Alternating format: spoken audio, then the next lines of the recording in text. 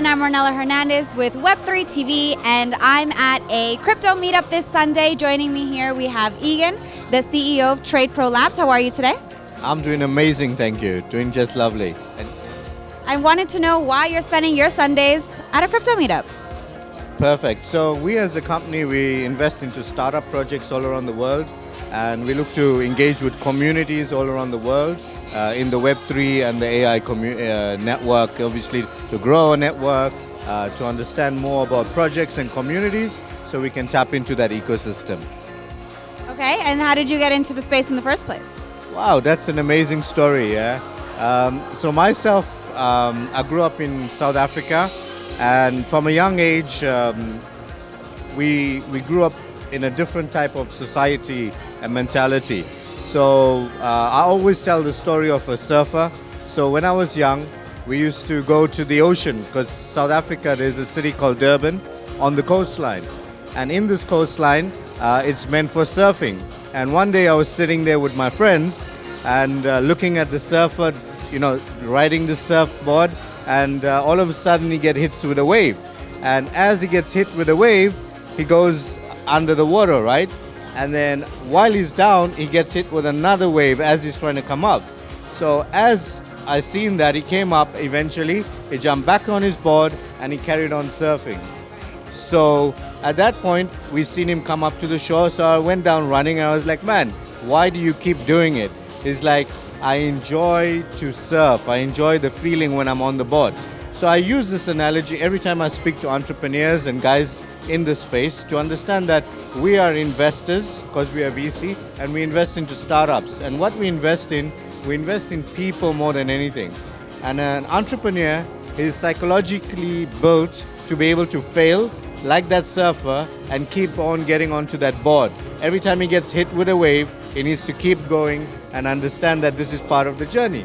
And that's what we do at Web3 and at TradePro Labs. We're looking for projects and we're looking to invest into those types of projects. It's all about the mindset, isn't it? Well, I wanted to know more than which companies you're looking at and maybe the sectors that you're targeting and the types of founders that you're looking at to invest in. Sure. For us as venture builders and as a VC, we're looking at more futuristic stuff with AI currently and Web3. So anything that's adopting Web3 and AI currently is what we're looking for, and we're looking to invest very heavily in the space. There's not one specific niche. Unfortunately, the space, the way it's built, is that it needs more backers, if I would say. So if you have big backers, that's a very good sign for us to look at the project. It's an unfortunate part of it, but it is a reality that you need to have good individuals backing your project for us to even have a look at it. Now, this is a common practice that is based in all Web3 VCs around the world. They're looking mainly for projects that have these backers so they can invest into them. So you're saying that the industry doesn't have enough companies with strong enough backers? So only the good projects get funded, right? So Sequoia, Andreessen Horowitz, these venture capitals like ourselves only invest in top projects. Once you have this backing, other investors are more applicable or more acceptable to invest into your project. Why? Because the due diligence is done. Obviously, they lower their risk. So this is one of the biggest hurdles a startup would experience, that he cannot actually get funding if he doesn't get a backer. So unfortunately, it is a reality that they need to have backers or big lead investors or a big VC investing into them for them to actually get attention from other investors. It's the way of the space. Do you think it's also related to the market conditions right now, where people just aren't willing to give as much money as they were at some point when the hype was up? I think so, definitely. You are 100% correct. That is a factor in the whole space, that the bear market is obviously playing a big factor into it. Though VCs are still deploying capital, they actually got a lot of capital to deploy. Like the LPs are borrowing them this money and they have to deploy it every quarter, right? They've got the quarterly reports to reach. So we're reaching right the end of the season. Right now is actually a very good time because you could see that Bitcoin is retracing a bit, a lot more investment confidence, AI being going through the roof. So a lot more potential in that sense, but they're still being very cautious in a sense that the due diligence needs to be like where compared to before, everything was getting invested into, as you said. But right now it's not the case. It's very strategic, and it needs to have some backers or something like that to be able to be investable, if I would say.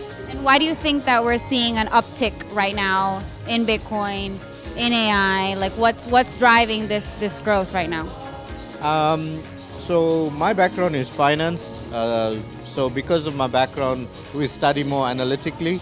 And according to the analytics, obviously with the previous history and investment confidence, according to the Bitcoin halving, that's shown a bit of confidence. In the next year to come, I'm sure that's a lot more potential. As well as that, it's been a very tough season for most companies around the world. And when you have that, for the past year or so, not much investment's been happening. They're sitting on loads of cash. VCs are sitting on loads of cash, waiting for a good time to invest. So that's why they have to deploy, but only in the top, 1, 2, 3% of all companies are getting funded, right? Got it. So they're just being more picky, the VCs. Yeah, more picky. And what advice would you give maybe to founders and startups that are looking for VC money? I have just one thing to say. Make sure you like that surfer and keep jumping on the board, because you're going to get hard and you're going to get hit with waves over and over again, and understand that's part of the journey, right? Definitely. All right. Well, thank you so much for your time today. Pleasure. Thank you for your time as well.